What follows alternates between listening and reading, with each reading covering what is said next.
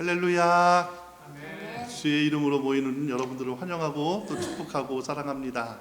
잠시 기도하시고 우리 하나님 앞에 찬양으로 나아가도록 하겠습니다.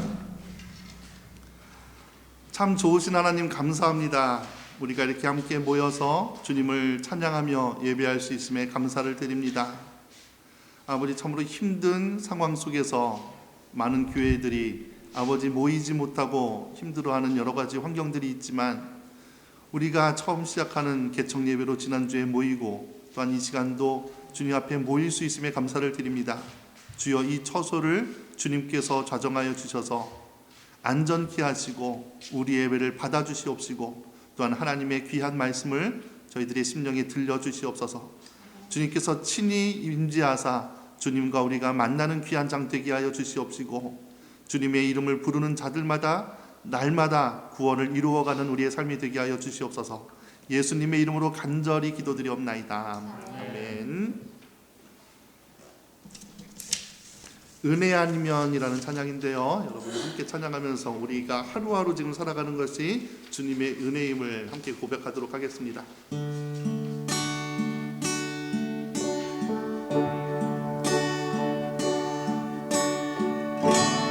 은혜 아니면 살아갈 수가 없네. 호흡마저도 다 주의 것이니 세상 평안과 위로 내게 없어도 예수, 오직 예수뿐이네. 다시 합니다. 은혜 아니면 살아갈 수가 없네. 은혜 아니면 살아갈 수가 없네. 호흡마저도 다 주의 것이니 세상 평안과 위로 내게 없어도 예수, 오직 예수뿐이네.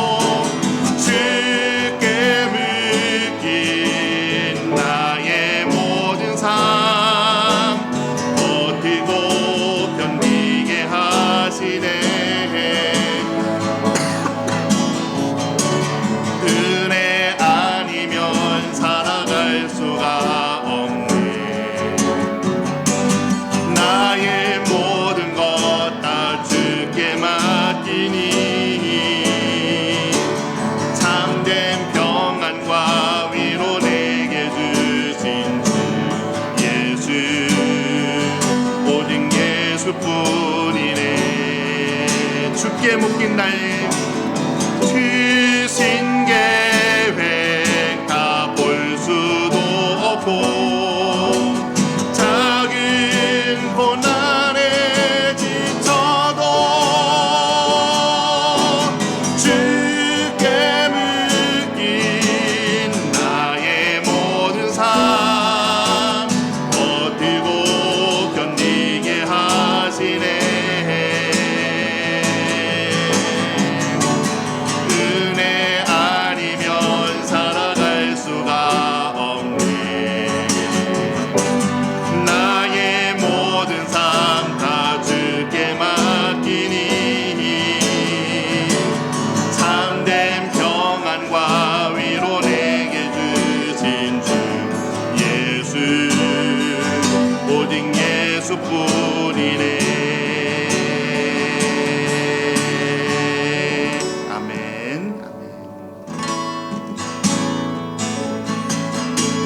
주님의 마음을, 주님의 심장을, 주님의 시선을 가진 자,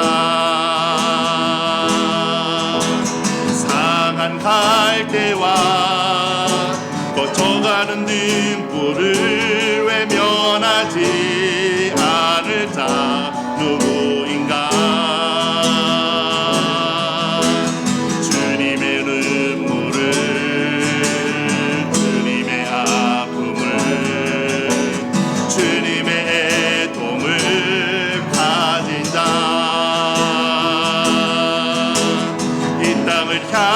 향하신 주님의 마음을 가진 자 누구인가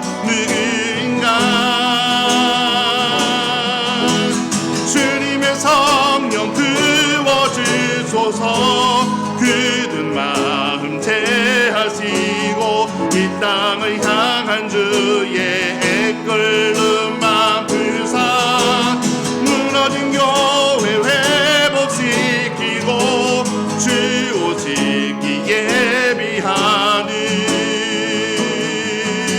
하나님의 사랑 그 마음 가진 자 주님의 마음에 합한 자로 세워주소서 주님의 마음을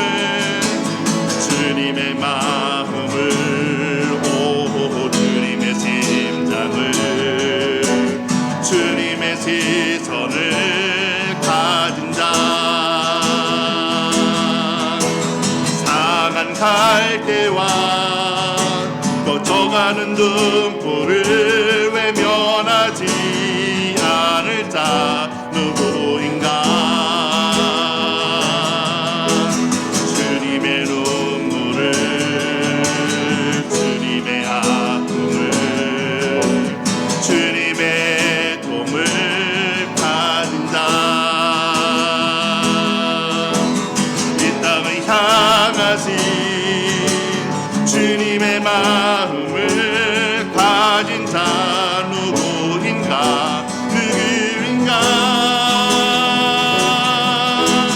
주님의 성령 부어주소서 굳은 마음 채하시고 이 땅을 향한 주의 이끌는 마음 부사 무너진 교회 회복시키고 주 오실 그 예비하는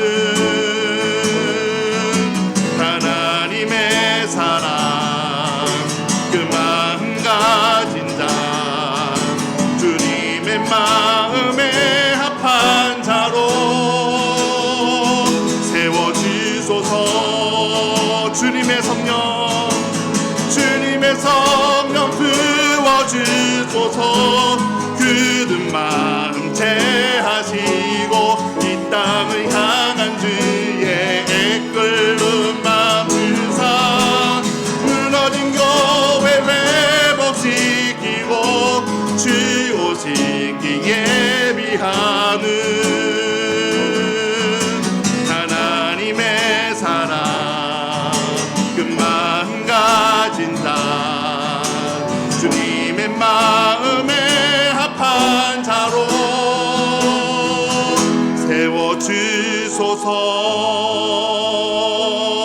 세워주소서 아멘. 이곳에 생명샘 솟아나 눈물 골짝 지나갈 때에 너잖아 열매 맺히고 웃음소리 넘쳐나리라 꽃들도 구름도 바람도 넓은 바다도 잘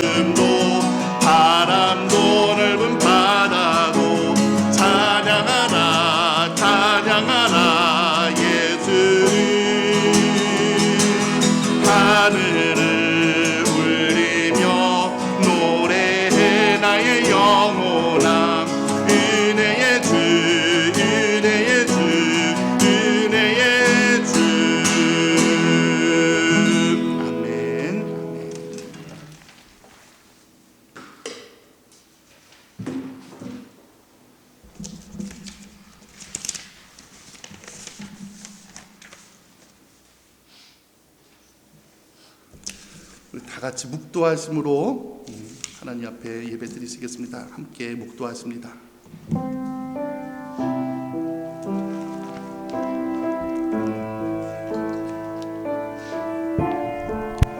여호와여, 주의 장막에 머물 자 누구 오며 주의 성산에 사는 자 누구 오리이까? 정직하게 행하며 공의를 실천하며 그의 마음에 진실을 말하며 그의 혀로 남을 허물하지 아니하고 그의 이웃에게 악을 행하지 아니하며 그의 이웃을 비방하지 아니하며 그의 눈은 망령된 자를 멸시하며 여호와를 두려워하는 자들을 존대하며 그의 마음에 서원한 것은 해로울지라도 변하지 아니하며 이자를 받으려고 돈을 구워주지 아니하며 뇌물을 받고 무죄한 자를 행하지 아니하는 자이니 이런 일을 행하는 자는 영원히 흔들리지 아니하리이다. 아멘. 주를 사모하는 마음으로, 주를 경배하는 마음으로 주님 이 자리에 모였습니다. 예배 가운데 임하셔서 우리와 함께하여 주시옵소서. 주의 생명의 말씀을, 주의 구원을 우리에게 이루어 주시옵소서. 예수님의 이름으로 간절히 기도드리옵나이다. 아멘. 사도신경 하심으로 다 같이 신앙 고백 드리시겠습니다. 전능하사 천지를 만드신 하나님 아버지를 내가 믿사오며 그 외아들 우리 주 예수 그리스도를 믿사오니 이는 성령으로 잉태하사 동정녀 마리아에게 나시고 본디오 빌라도에게 고난을 받아사 십자가에 못 박혀 죽으시고 장사한 지 사흘 만에 죽은 자 가운데서 다시 살아나시며 하늘에 오르사 전능하신 하나님 우편에 앉아 계시다가 저희로서 산자와 죽은 자를 심판하러 오시리라. 성령을 믿사오며 거룩한 공회와 성도가 서로 교통하는 것과 죄를 사하여 주시는 것과 몸이 다시 사는 것과 영원히 사는 것을 믿사옵나이다. 아멘. 찬송가 547장 나 같은 죄인까지도 함께 찬양하시겠습니다.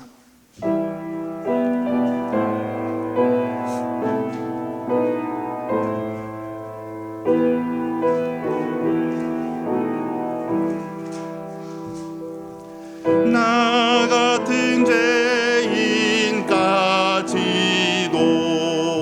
찾아와 주신 주 간곡한 선송 못 잊어 마음 문 엽니다. 피 흘려 주신 그 사랑 감당치 못하며 상하신 주님 그 얼굴 우러러 봅니다. 목마른 사슴 갈아여 시냇물 찾듯이 메마른 영혼 말씀을 갈급해 합니다.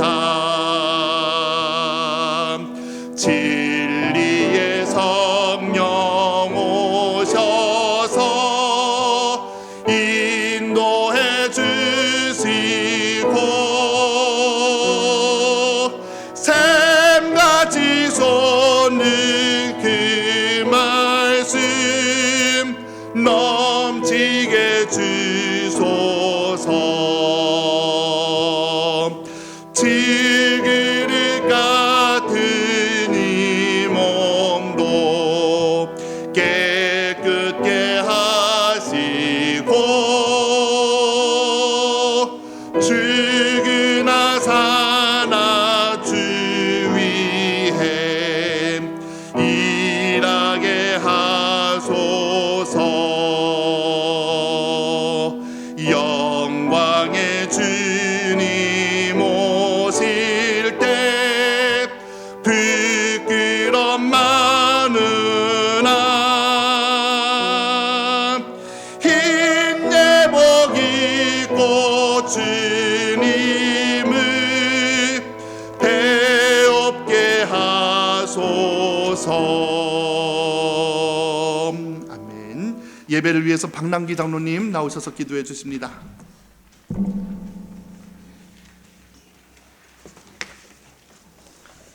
기도하겠습니다. 하늘에 계신 하나님 아버지, 이 예배와 찬양과 경배를 받아 주시옵소서. 이 시간 드려지는 예배를 통해 천국의 비밀을 맛보게 하옵소서. 여기 머리 숙인 저희 자녀들 돌아보시사 회개의 영으로 정결케 하여 주셔서 이 예배를 마치고 돌아갈 때에 새로운 모습이 되게 하시고 기쁨이 넘치게 하여 주시옵소서. 하나님, 이 시간 이사야가 성전에 나아가 하나님의 음성을 들은 일을 기억합니다. 그가 오시아 왕이 죽은 일로 염려를 안고 성전에 들어간 것과 같이 여기 모인 우리들이 각자 염려를 안고 나왔사오니 해결받고 돌아가는 저희 모두가 되게 하옵소서. 하나님, 이 나라는 지금 많은 풍파를 겪고 있습니다. 세대 간 갈등의 풍랑, 경제적인 혼란의 풍랑, 바이러스로 인한 풍랑, 소용돌이 치고 있습니다. 모든 것을 품위 있게 하고 질서 있게 하기를 원하는 하나님, 이 사회가 질서 있는 사회 되기를 원하옵나이다. 허락하여 주시옵소서. 다시 한번 기도하옵나이다. 이 나라가 그동안 들떴고 긴장이 풀어졌으면 하나님 앞에 교만했습니다. 용서하시고 긍휼을 베풀어 주시옵소서. 또한 하나님, 교회가 세상을 향해 할 말을 하게 하시고 바른 방향으로 이 나라를 이끌어 나가게 하옵소서. 하나님, 이 예배를 통해서 우리의 믿음이 새로워지게 하여 주시고 보이지 않는 것들이 증거가 있게 하시며 구원의 확신과 구원의 은총에 대한 감사와 성별된 삶과 다짐이 넘치게 하여 주시옵소서.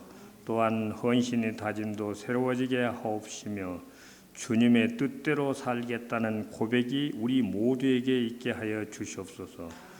또한 주님 말씀을 대언할 목사님, 정 목사님 가정에 은혜가 있게 하옵시면 이 모든 말씀을 예수님 이름으로 기도하옵나이다. 아멘.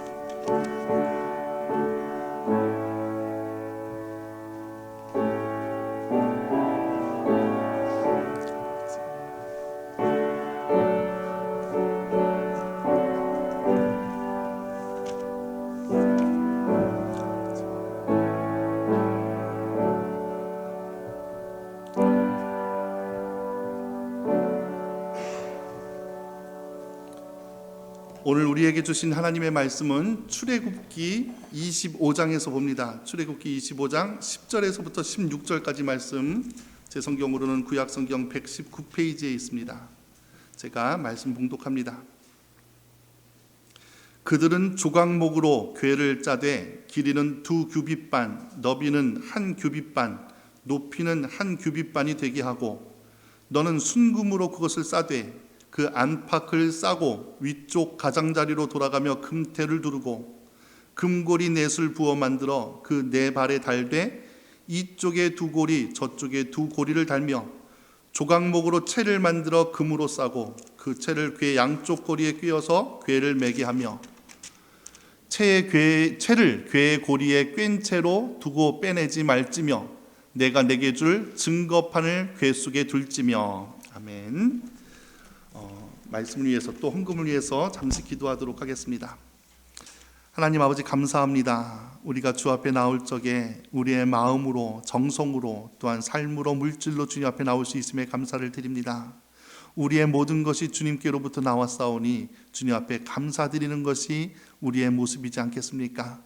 아버지, 드릴 때마다 채워지는 은혜, 섬길 때마다 넘치는 그런 하나님의 보장이 우리 안에 있게 하여 주시옵시고 정말로 주님 세상이 감당치 못하는 그러한 하나님의 인도하심과 보호하심이 우리 성도들의 모두의 삶과 가정에 충만케 하여 주시옵소서. 이 시간 우리에게 합당한 말씀을 들려주시되 우리가 그 말씀 하나하나를 놓치지 아니하고 우리의 삶의 이정표를 삼게 하여 주시옵시고, 말씀이 우리의 육신 가운데 뿌리내려 열매 맺을 수 있는 귀한 삶 살아가게 하여 주시옵소서. 함께 예배 드리고자 하나 육신이 연약하여 혹은 여러 가지 사정으로 아버지 함께하지 못한 성도님들 있습니다. 아버지 특별히 그들을 보호하여 지키시사 아버지 영육간에 강건하게 하여 주시옵시고 우리에게 동일한 은혜를 그들에게도 베풀어 주시옵소서. 예수님의 이름으로 간절히 기도드리옵나이다. 아멘.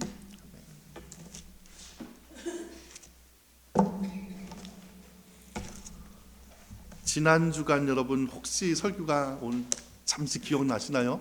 제가 중고등학교 때 매번 목사님이 이렇게 설교를 시작하는데 그러면은 갑자기 머릿속이 하얘지면서 아무것도 생각나지 못한 경우가 있었는데, 지난주에 했던 게 무화과나무 사건을 저주를 우리가 나누었습니다. 왜 예수님께서 무화과나무를 저주했나? 자신이 배고파서 홧김에 하신 것이 아니라 나무에 찾아야 될 열매가 없었기 때문입니다. 그리고 그 무화과 나무는 예루살렘 성전의 척결 사건의 양 뒤로 이렇게 그 중심에 있는 사건이기 때문에 이 무화과 나무는 바로 예루살렘 성전, 즉 교회를 상징하는 하나의 그러한 상징물이라는 것을 우리가 나누었습니다. 주님께서 찾으시는 열매가 무엇인가?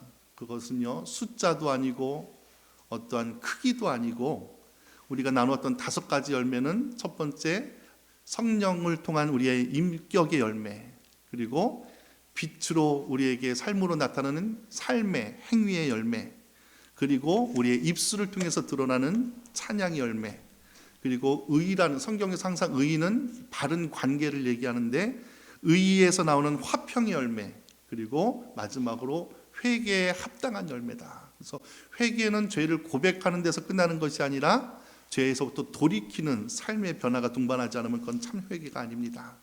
그래서 이러한 5가지 열매를 우리가 항상 기억하며 이렇게 열매를 맺는 자, 어떻게 열매 맺는가? 하나님을 믿고 기도하면 하나님께서 함께 하셔서 이것을 열리게, 이것을 금지할 법이 없다라고 말합니다. 우리가 숙제로서 우리가 맺는 열매가 아니라 우리가 하나님을 믿고 바라고 기도하면 하나님께서 우리 안에 이루어 가시는 작품이 바로 이러한 열매입니다. 그래서 지난 시간은 이 교회가 맺어야 될, 교회인 성도가 맺어야 될 열매라고 했다면, 오늘 우리가 나눌 말씀은 이 교회의 성도의 정체성은 무엇인가, 성도의 특징은 무엇인가, 이 성도는 어떻게 열매 맺어 갈 수가 있는가, 그것을 좀 우리가 출애굽기 25장, 26장, 27장, 여러분 성경을 좀 25장부터 펴놓으시면서 좀 이렇게 찾아가면서 우리가 말씀을 보도록 하겠습니다.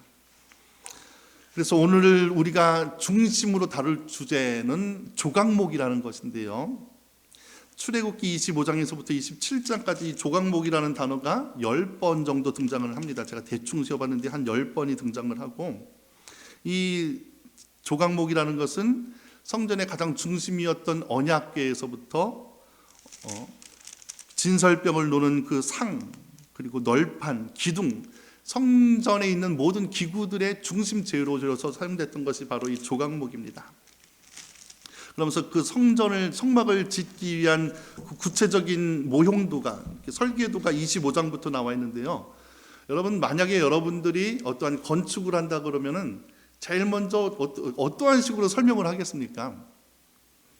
만약 이 집을 건축한다면 여러분 가장 이렇게 제일 먼저 설명하는 것은 전체적인 크기, 전체적인 구도를 한번 보여주면서 그런 개요를 한번 이렇게 쭉 보여주는 것이 맞는 설명이겠죠.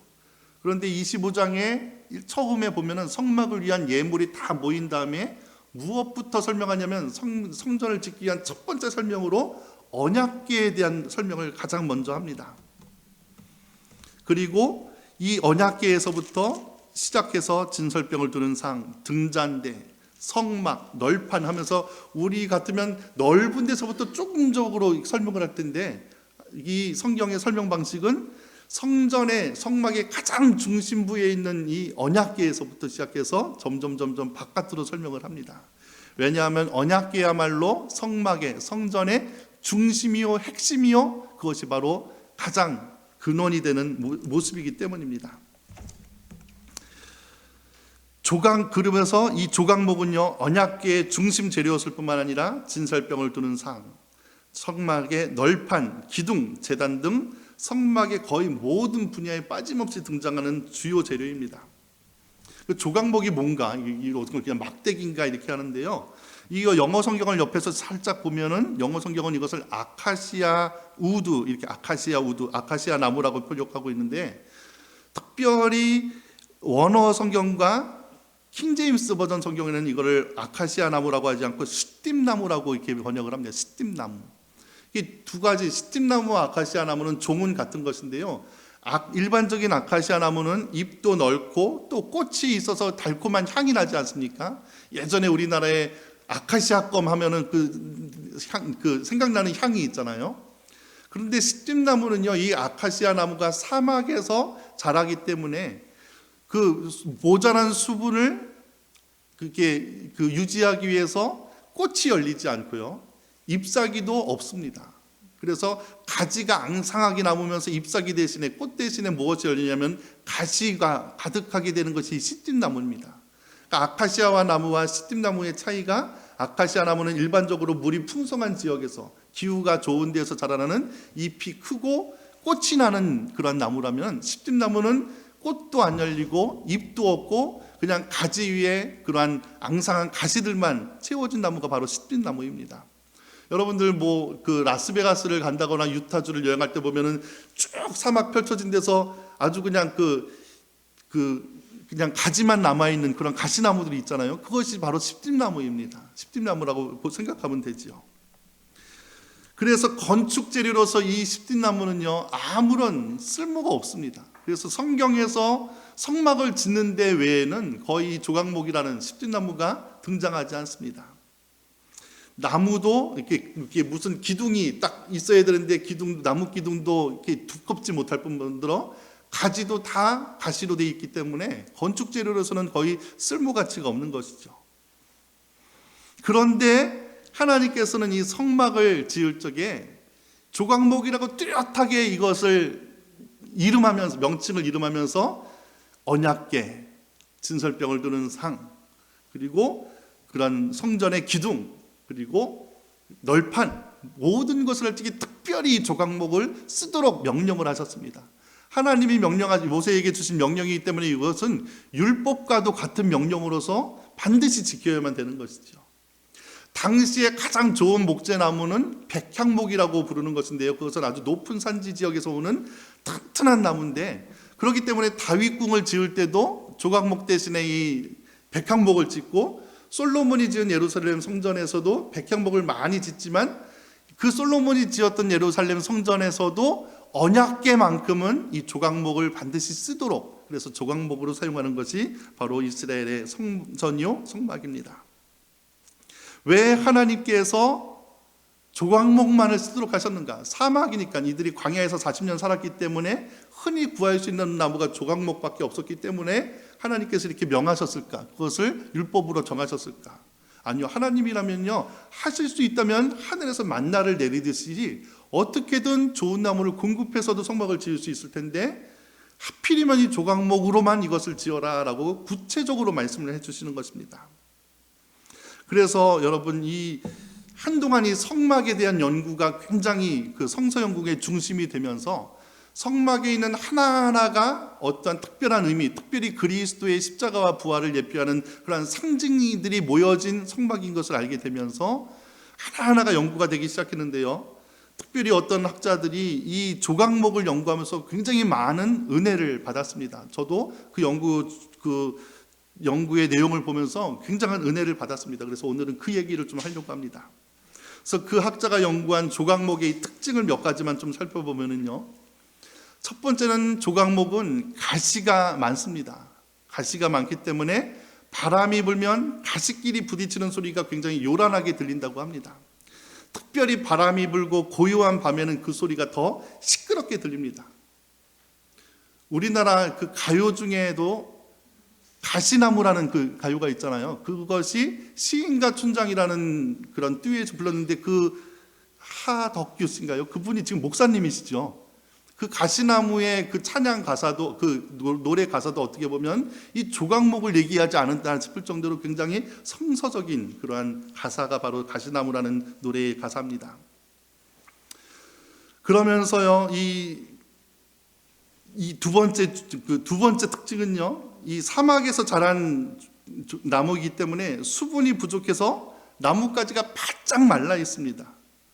그렇기 때문에 가지가 이게 뭔가 중심이 이렇게 튼튼하지가 않고 가지가 앙상하다 못해 비틀어져서 있는 나무가 굉장히 많습니다.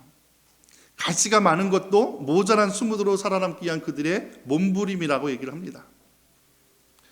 또한 조각목은 험한 환경, 모래와 바람들 사이에서 자라기 때문에 뿌리로부터 진액을 공급받지 못해서 가지 중간중간에 이 앙마디라고 그러잖아요. 가지가 이렇게 중간에 꺾여 있는 그런 모양이 있잖아요. 그래서 그것을 앙마디라고 하는데요. 그래서 뿌리로부터 진액을 온전히 공급받지 못한 증표가 이 앙마디로 나타난다는 것이죠. 여러분, 이 특징을 좀 들여다보니까는 뭔가 이렇게 좀 감정이입이 되지 않습니까? 그러니까 이 조각목의 특징은요, 어떠한 특징이냐면 바로 우리 인생, 사람들의 모습을 보여주고 있다는 것입니다. 우리 또한 인생을 살아오면서 알든 모르든 여러 가지 가시를 가지게 됩니다.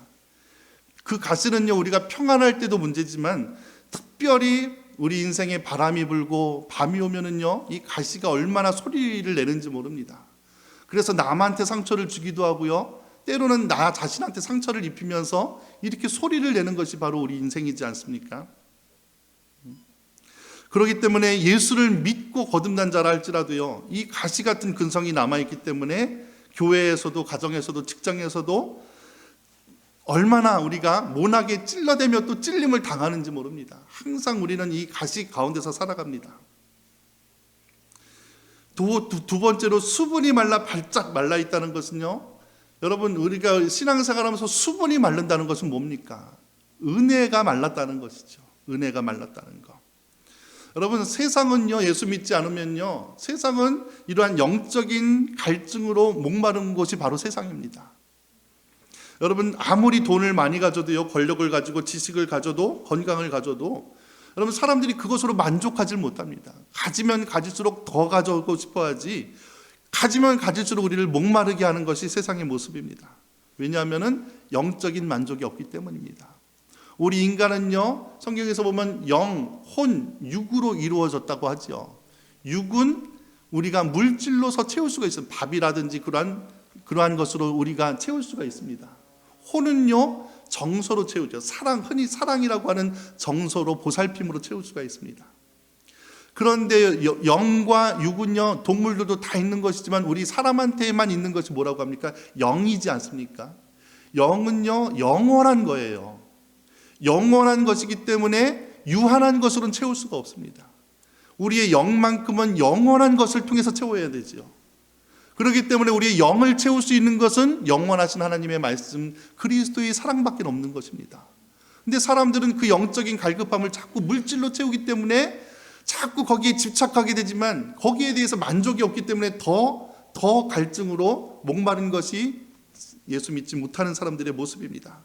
그런데 예수를 믿으면서도 우리가 왜 하나님으로부터 만족받지 못하냐면 하나님을 통해서 공급받는 것으로 만족할 수 있도록 훈련을 받아야 되는데, 예수 믿으면서 우리는 세상 사람들과 같이 예수 믿어서 물질복 받아서 만족받으려고 하기 때문에 여전히 우리가 영적인 만족감을 받지 못하는 것이기 때문입니다.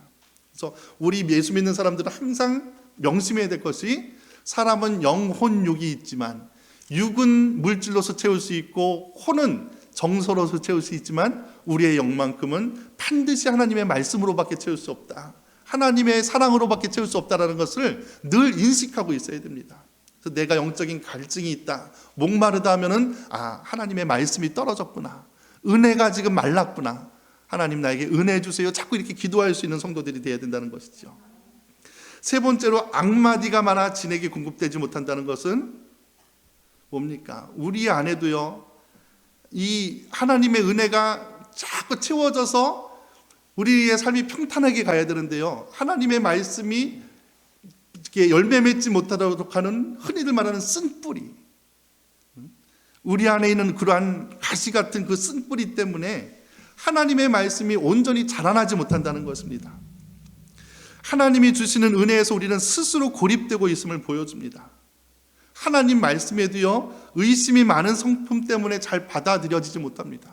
저거 그냥 옛날에 있었던 그냥 얘기지, 아니면요 저거 지어낸 얘기지. 세상 사람들이 그럴 뿐만 아니라 예수를 믿으면서도 성경 말씀을 그대로 믿지 못하는 사람들이 얼마나 많은지 모릅니다. 남들이 무슨 권면을 해도 들으려 하지 않습니다.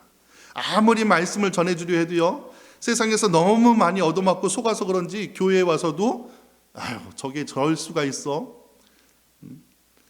그럴 수가 있나 하는 의심 때문에 생명의 말씀이라는 진액을 순수하게 공급받지 못합니다.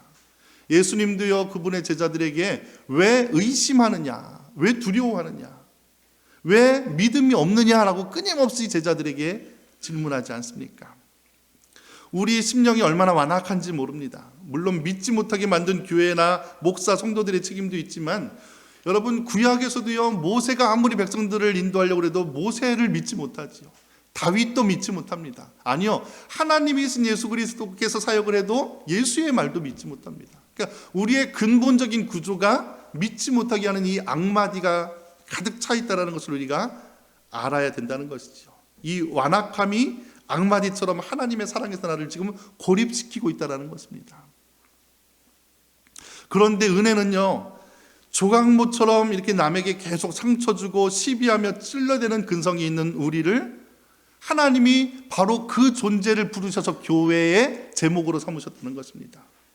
하나님이 그런 사람들은 쓸모없으니까 버려라, 나는 백향목 갖다 성전을 짓겠다 하지 않으시고요, 백향목이 있어도 그것을 보지 아니하시고 나는 이 조각목을 가지고 성전을 짓겠다라고 결심하시고 조각목을 사용하신 것입니다. 인간의 영적 목마름을 해소하기 위해서 예수께서 십자가에 달림으로써 내가 목마르다 하면서 우리의 영적인 갈증을 그분께서 감당하시고 십자가에 돌아가셨습니다. 그렇기 때문에 우리 영적인 이 갈증을 해결할 수 있는 것은 오직 예수밖에 없다. 오직 우리가 오늘 찬양 오직 예수뿐인의 찬양 부르는 것처럼 정말로 내 갈증을 해결할 수 있는 분은 예수뿐이 없습니다. 그러니까 예수님께서 사마리아 여인에게도 네가 영원히 목마르지 않은 샘물을 얻으리라 그렇게 말씀하지 않으십니까? 악마디가 말아 진액을 공급받지 못하는 우리 인간을 끝까지 포기하지 아니하시고 결국은 하나님의 사람으로 성전되게 하시는 것이 하나님의 끈질김이고 신실하심입니다. 그렇기 때문에 거기에서부터 우리에게 은혜가 오는 것이죠. 그러면 조각목과도 같은, 그러니까 우리가 먼저 인정해야 되는 것은 교회의 성도는 조각목이다라는 인식을 좀 가지고 있어야 됩니다. 우리가 성도 하니까 성도 하면은 영어로 세인트거든요. 그러니까 교회에는 다 세인트만 있을 걸로 아는데 아니요, 교회에는 조각목들이 있는 것입니다. 그러니까 예수님께서도 나는 병자를 부르러 왔지 의인을 부르러 온 것이 아니다. 예수님이 택하신 제자들도요, 예루살렘에 있는 바리새인들이나 서기관을 택하신 것이 아니라 저 끝지방에 있는 갈릴리에서 어부들을 택하시면서 그들을 데리고 예수님께서 사역을 하신 것입니다. 그러면 어떻게 이 조각목이 하나님의 도구가 될 수 있습니까? 아까도 말씀드린 바와 같이 제일 먼저 해야 될 것은 내가 조각목이라는 것을 인정해야 됩니다. 여러분, 정말로 상처를 많이 가진 분들이 교회에서 하는 말이 뭔지 압니까? 이 교회 사람들 다 이상하다, 다 비정상이야. 진짜 건강한 분이 그런 소리를 하는 게 아니라, 이렇게 제가 목회하면서 봤더니 상처를 많이 받은 사람일수록 이렇게 판단합니다. 이 교회 다 비정상인 것 같아. 이 소리는 뭐예요? 나는 정상인데 남들이 다 비정상이라는 것이죠. 상처 많이 받은 사람일수록 그럽니다. 자신은 백향목인데 남들은 다 조각목이라는 것입니다. 이러한 분들은요, 교회의 실제를 전혀 이해하지 못하기에 은혜도 모릅니다. 그냥 교회에 와서 일 많이 하면 내가 한 대로 하나님께서 주실 줄로만 알지 은혜라는 개념을 모릅니다. 그렇기 때문에 구원에 대한 기초적인 이해도 없습니다. 여러분, 구원은요, 우리가 할 수 없는 것을 주님께서 주신 것이지 않습니까? 은혜는요, 내가 한 대로 받는 것이 아니라 내가 할 수 없는 것을 받는 게 은혜입니다. 조각목이 받는 것이 은혜지 백향목이 자기의 가치대로 인정받는 것이 교회가 아니라는 것입니다. 내가 조각목임을 인정받는 사람은요, 그렇기 때문에 예수의 은혜가 갈급합니다. 그런데 자기가 백향목인 줄 아는 사람들은요, 자기보다 남들이 조금 더 은혜 받고 축복받으면 용납을 못합니다. 내가 더 열심히 했는데, 내가 더 많이 하는데 왜 저 사람이 은혜 받지? 왜 저 사람이 축복받지? 늘 비교하면서 넘어지는 것이 백향목 인생입니다. 그런데 조각목은요, 정말로 예수 없으면 살아갈 수 없음을 인정합니다. 심령이 가난한 자는 복이 있나니 천국이 저희 것입니다. 뭡니까? 심령이 가난하다는 것은 나는 예수 없으면 살 수 없다는 것을 순간마다 고백하는 것입니다. 바로 조각목 인생입니다. 못나고 어리석어서 스스로 살 수 없다고 인정하는 사람, 죽음의 위협과 공포를 느껴본 사람만이 살려는 본능으로 정말로 매달리듯이 주님 앞에 간절히 나올 수가 있는 것입니다. 여러분, 많은 사람들이요, 예수님을 믿고 신앙생활 할 적에 성형수술하듯이 예수님 믿습니다. 무슨 소리냐면은, 하나님, 나는 다 괜찮은데 이 부분만 고쳐주세요. 다른 거는 간섭하지 말고 이 문제만 좀 해결해 주세요 라고 하면서 하나님을 마치 성형수술하듯이 이 부분, 이 문제만 하나님을 이용하려고 합니다. 근데 하나님은 그러기 위해서 예수를 보내준 것이 아닙니다. 예수님이 우리에게 오신 이유는요, 우리의 본질을 바꾸기 위해서입니다. 우리의 존재를 송두리째 바꿔주시기 위해서 십자가를 지신 것입니다. 그래서 그분이 우리에게 요구하시는 것도 우리의 부분만을 받으시는 것이 아니라 우리의 존재 전부를 받으시는 예배를 원하시는 것입니다. 우리는 부분이 아니라 전부가 바뀌어야 될 조각목이라는 것을 우리가 먼저 알아야 됩니다. 그리고 두 번째는요, 껍질을 벗겨내야 됩니다. 조각목을 성전 짓는 제목으로 사용하기 위해서는요, 조각목이라는 나무 하나를 그대로 갖고 있으면 절대로 사용할 수가 없습니다. 용도가 맞게 잘 자른 후에 껍질을 다 벗겨내서 다른 나무들과 합치는 작업이 있어야 됩니다. 그렇기 때문에 우리가 하나님 앞에 쓰임받기 위해서도요, 나라는 존재 자체가 그대로 서 있기만 하면은 하나님이 쓰실 수 없습니다. 외식과 위선, 남들을 의식하는 것, 남들과 비교해서 교만하거나 혹은 거꾸로 열등하거나 그러한 의식에서부터 사라질 적에 하나님께서 나를 쓰십니다. 우리는 나라는 존재 안에 하나님을 가두려고 합니다. 내가 이해되는 것만 순종하려고 하고 내가 이해되는 것만 믿으려고 합니다. 그렇기 때문에 항상 내 한계 안에서 신앙생활을 합니다. 근데 하나님께서 우리에게 말씀을 통해서 하시는 일은 우리를 깨트리는 것입니다. 네가 알고 있는 하나님이 전부가 아니다. 네가 알고 있는 은혜가 전부가 아니다. 새로운 은혜를 주시기도 합니다. 그러려면 우리는 우리 자신을 무너뜨려야 됩니다. 자꾸 넘어서서 하나님에 대한 새로운 그러한 경험을 날마다 쌓아나가야 됩니다. 여러분, 여기 보면은요, 우리가 읽은 그 10절에 보면은 그들은 조각목으로 궤를 짜되 길이는 2규빗반, 너비는 1규빗반, 높이는 1규빗반이 되게 하고, 이게 언약궤에 대한 내용인데요. 널판을, 그 성전의 널판을 할 때는 더 큽니다. 6규빗 이렇게 나가는데, 하나님께서 어떤 거는 1규빗반짜리가 필요하고 어떨 때는 6규빗반짜리가 필요한데, 주님, 나는 2규빗으로 태어났기 때문에 이대로 써야 돼요. 그러면은 성막이 태어날 수가 없습니다. 하나님이 쓰시고자 하는 만큼 어떨 때는 잘려져 나가야 되고 어떨 때는 더해져 들어와야 됩니다. 교회의 삶도 마찬가지입니다. 하나님, 나는 이거 잘하니까 이거 사용해 주세요 라고 하면은 하나님께서는 그걸 사용하실 수도 있지만, 아니요, 그거 외에, 그거 말고 다른 용도로 나를 사용하실 때도 있습니다. 왜? 나는 내가 아는 만큼만 나를 알지만 하나님은 내가 알지 못하는 나를 더 잘 아시기 때문에 내가 사용해 본 적도 없는 것들을 하나님께서는 끄집어내서 사용하시는 것입니다.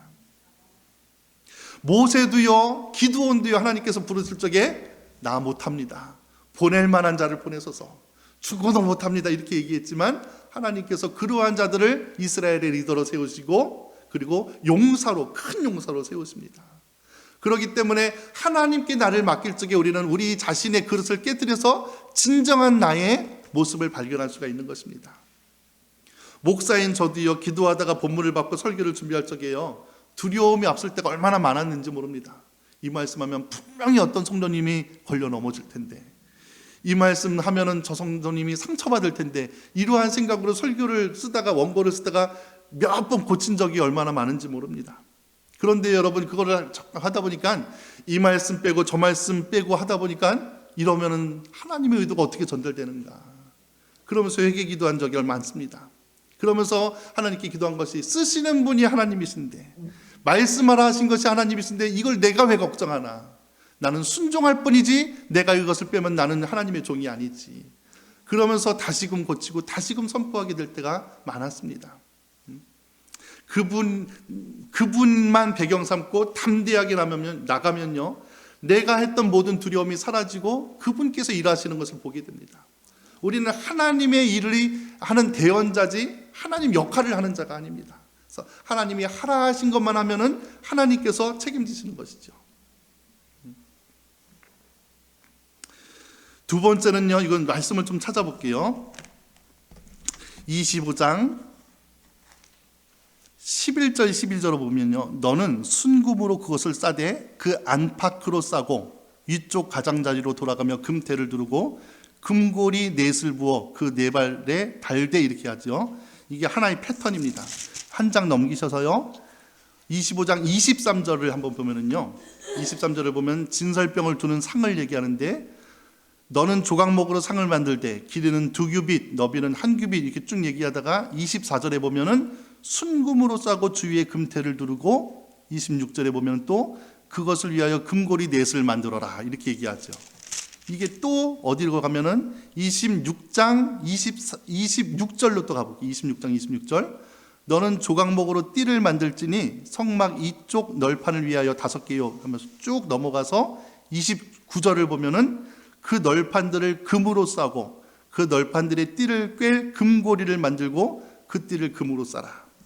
그러니까 조각목을 만들 때는요, 껍질을 벗겨내서 이제 그 치수를 만들면 바로 했던 것이 뭐냐면은 금으로 그것을 다 싸고 금태를 두르고 양 가장자리에는 금고리를 만드는 것입니다.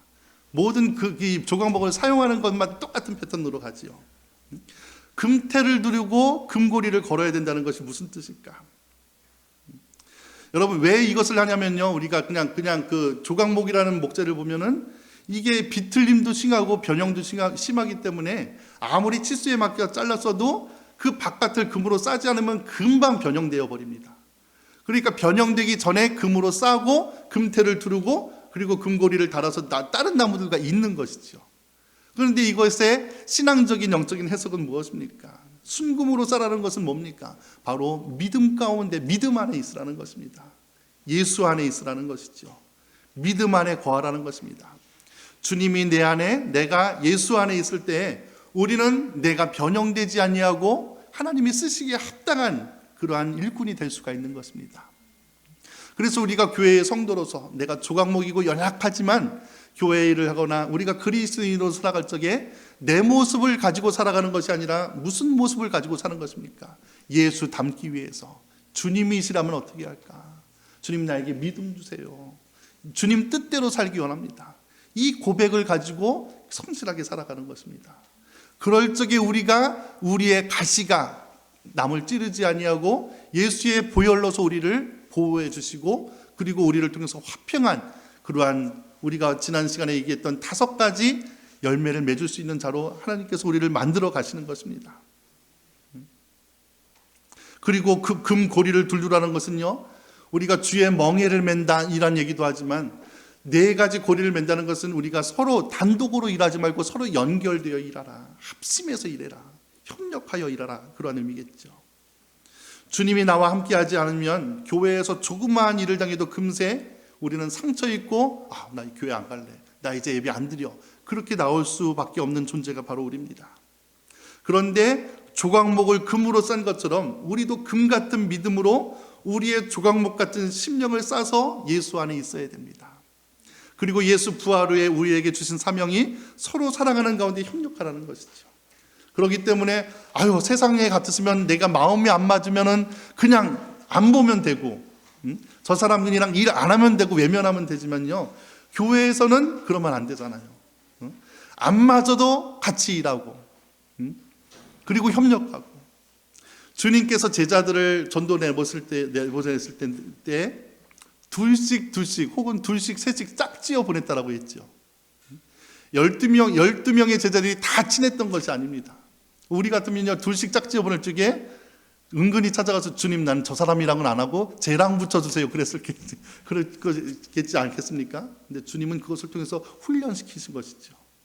나와 맞지 않은 사람과도 일할 수 있도록 주님께서 그것을 통해서 교회를 만들어 가시는 것입니다.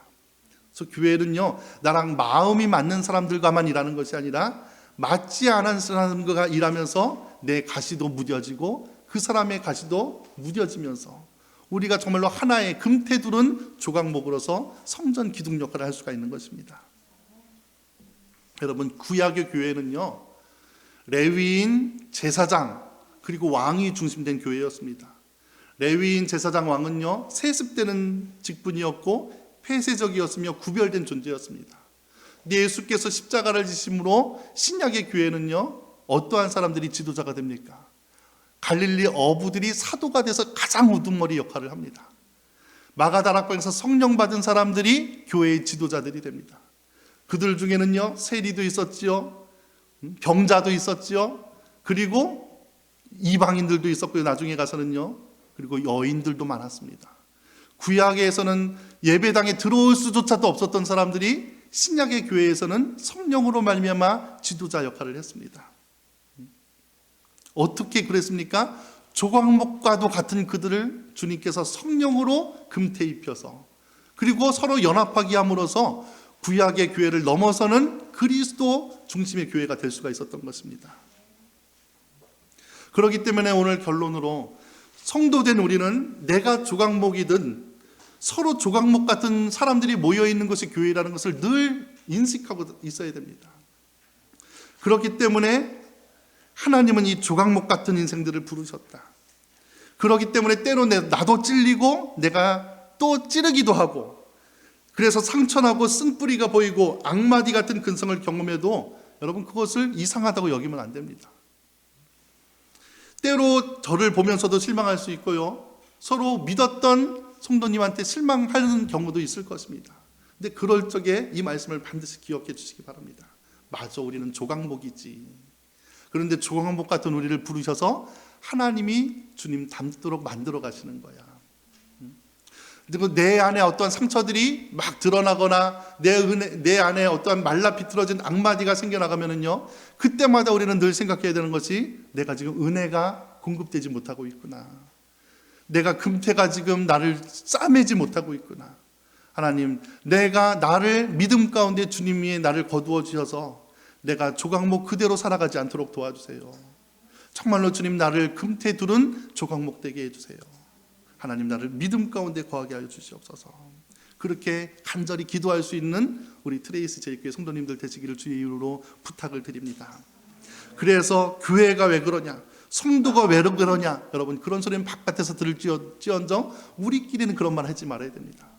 맞아, 우리는 그럴 수밖에 없는 존재야. 그렇지만 하나님께서 그런 우리를 교회의 언약궤로 기둥으로 삼으셨어. 그렇기 때문에 우리는 더 낮아지고 겸손해서, 그렇기 때문에 주님, 나를 도와주세요. 주님, 이 성도들을 도와주세요. 이러한 조각목을 통해서 교회를 세우듯이 이러한 우리 인생들을 통해서 주님의 교회를 세워주시옵소서. 이렇게 눈물로 기도할 수 있는 저와 여러분 되시기를 주님의 이름으로 축원드립니다.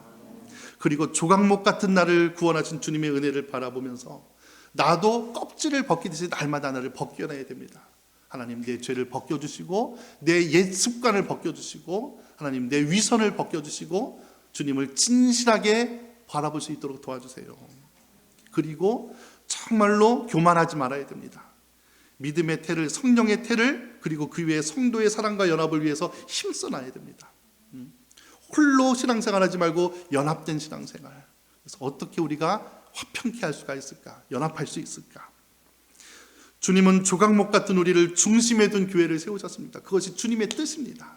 하나님은 좋은 제목 같다 교회를 세운 것이 아니라 하필이면 이 조각목 같은 우리를 통해서만 교회를 세우겠다고 작정하셨습니다. 그렇기 때문에 우리는 주님을 더욱더 깊이 사랑할 수가 있는 것이죠. 그리고 우리를 사용하시기 위해 그분의 피로 우리를 싸매어 주셨습니다. 그 피가 금 같은 믿음이 되어서 우리가 예수의 이름을 부를 때마다 조각목 같은 악마디 근성이 사라져가는 것입니다. 그래서 예수의 피를 힘입어 주님 앞에 나아가면서 나의 죄를 보지 마시고 주님, 우리가 서로 연합케 하소서. 내가 교회되게 하시고 우리 성도들이 교회되게 하시고 우리 트레이스 제일교회가 주님이 기뻐하시는 교회되게 하여 주시옵소서. 그렇게 날마다 사모하시면서 조각목이지만 주님께서 그 조각목을 귀하게 사주셔서 정말로 사용하셔서 귀한 교회가 되게 하신 그 뜻을 받들어서 우리가 서로 이해할 때는 맞아, 우리가 조각목이기 때문에 그래. 그런데 나 자신을 훈련시킬 때는 그렇지만 나는 껍질을 벗겨놔서 금테 입힌 조각목이야. 나는 주님이 싸신, 주님의 피로 사신 조각목이야 라는 그런 믿음의 긍지를 지니시고 날마다 주님 닮아가는 저와 여러분들 되시기를 주님의 이름으로 간절히 축원드립니다. 우리가 함께 찬양하실 적에요, 제가 제일 좋아하는 찬양 중에 하나인데 우리가 간직해야 될 이 찬양 부르시면서 정말로 연약한 우리를 교회로 삼으신 주님을 찬양하도록 하겠습니다.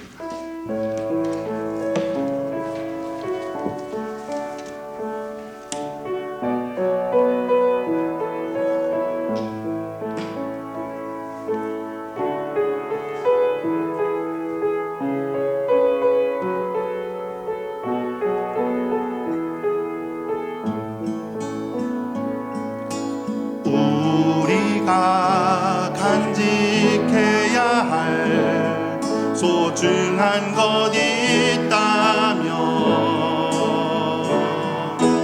내 삶을 누군가에게 나눠줄 수 있는 것, 약하고 어리석은 나 자신을 본다 해도 그 모습 그대로를 사랑할 수 있으면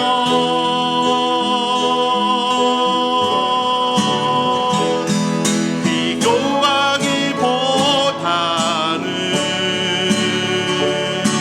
나 자신을 갖고 가고 우리를 사랑하신 그분을 믿으며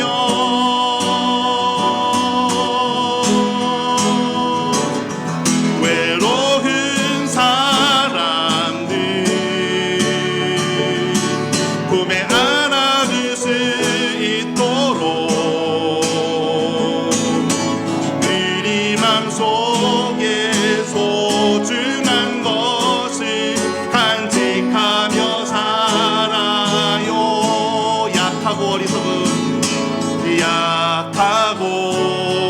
어리석은 나 자신을 본다 해도 그 모습 그대로를 사랑할 수 있으면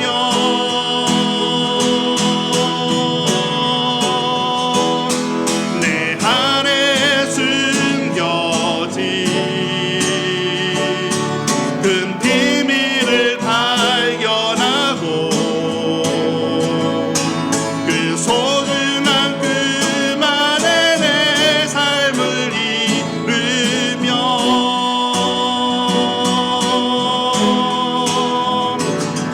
삶에 지친 사람들 찾아와 쉬어가도록 우리 맘속에 누군가의 자리 남겨두며 살아요. 사랑하며 살아요.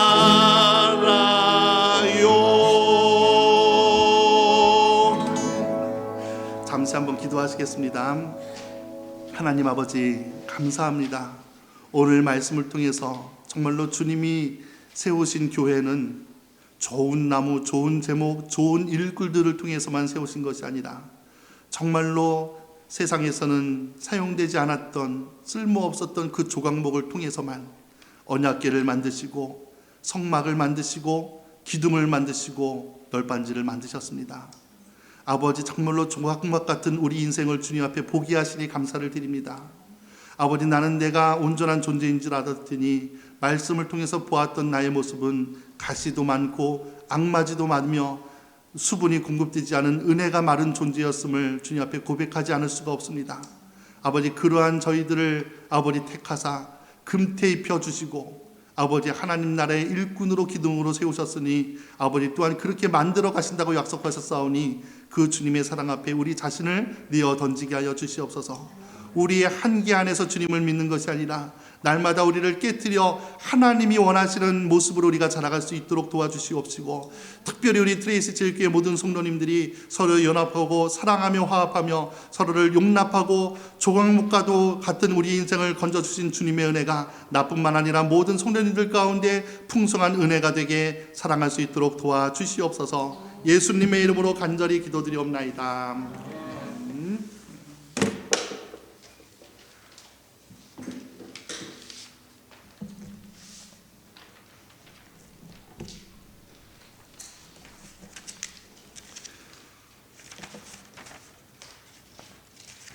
광고인데요. 주일 예배에 참석하신 모든 성도님들을 환영하고 축복합니다.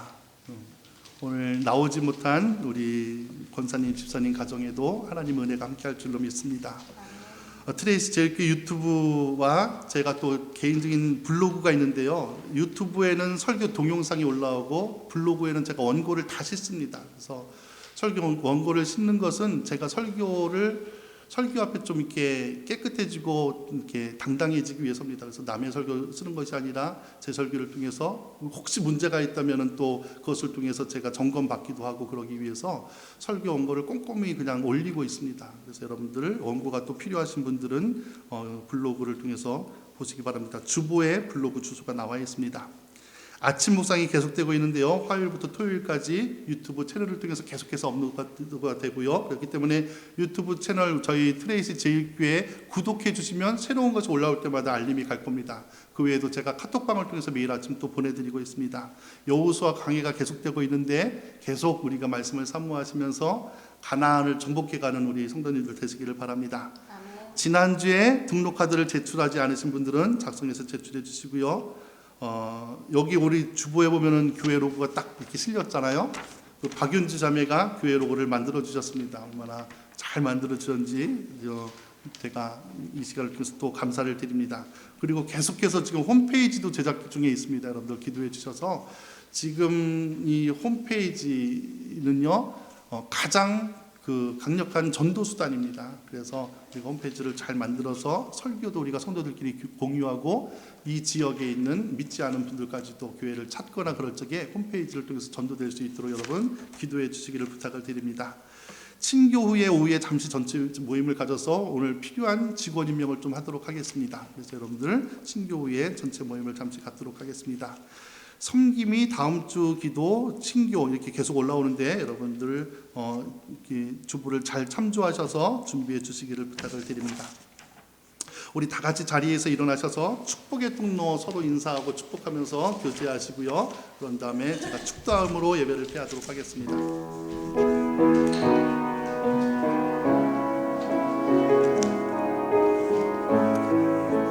학생들 수고했어요. 당신은 하나님의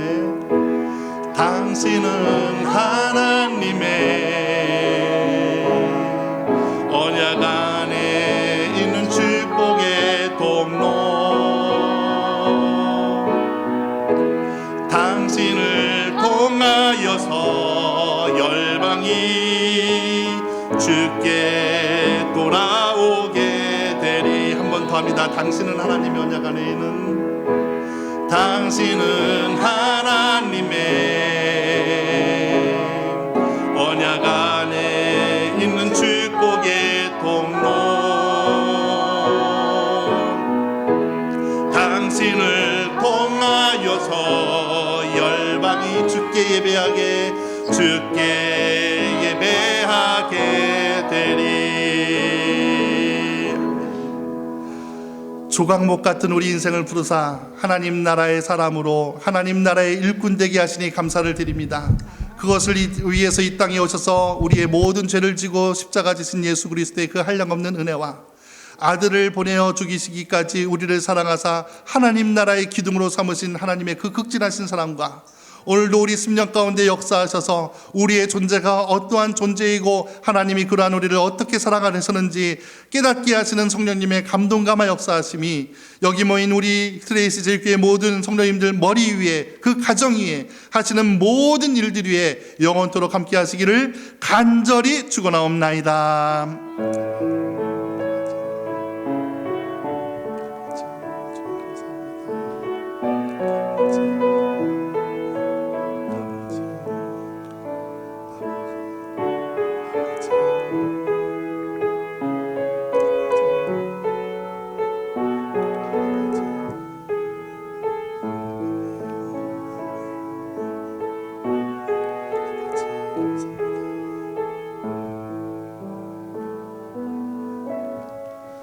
수고하셨습니다. 감사합니다.